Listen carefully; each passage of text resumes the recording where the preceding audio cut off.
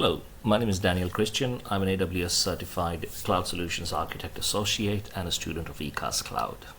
In this video, we will talk about properties of S3 bucket. First of all, we'll talk about the overview of a bucket. So when you create a bucket, you will see the region where the bucket is created, the ARN or Amazon resource name, and the date and time of the creation. So you will have the date and time stamp.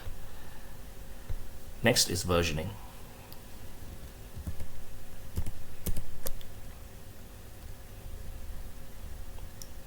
Enabling versioning on a bucket will ensure that files don't get overwritten.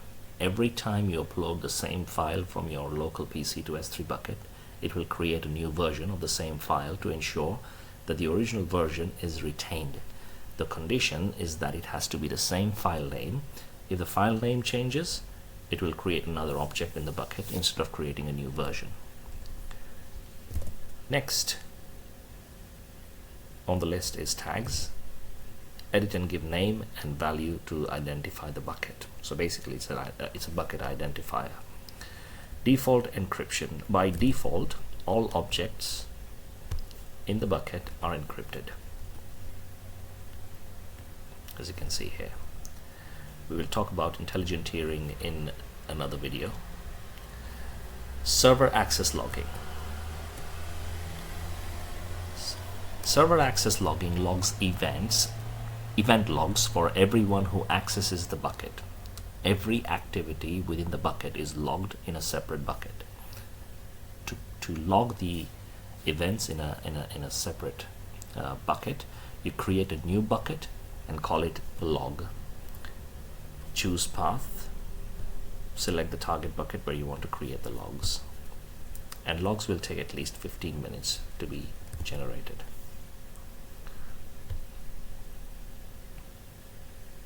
So when you enable it, you basically, first of all, you create a bucket and then you browse S3 and target the new bucket where the logs should be saved. Next is CloudTrail data events. So CloudTrail is a separate service under management and governance. It's called object level logging. This feature allows a specific folder to log from within the bucket. Event notifications.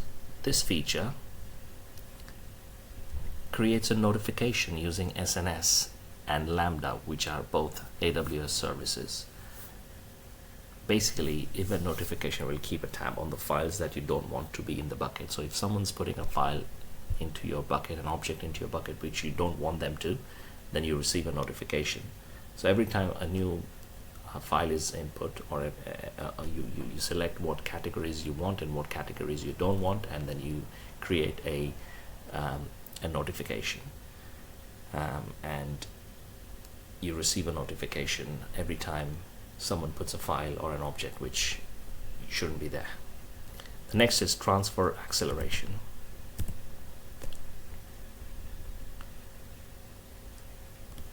Use an accelerated endpoint for faster data transfers. What this does is it creates a new URL for the bucket to access the bucket, which speeds up the access and security of the bucket. Object lock. If you don't want to delete an object but want to lock it, you can use this feature. You can host a static website on S3. So you basically upload your files. So you put your files, each file will be one put. Go to permissions in the bucket, deselect block public access or unblock public access. Go to access control list, give permission for everyone to read it, then go to objects in the bucket, select all objects and make them public. Go to properties of the bucket, enable static website hosting, enable web hosting, and ensure to type index.html. You will get a new URL, which is your static website URL. Next is requester pays, which basically will enable the payment for the other website to whom the request will be forwarded to. So all puts and gets will be paid for by the person to whose website you are redirecting. Thank you for watching.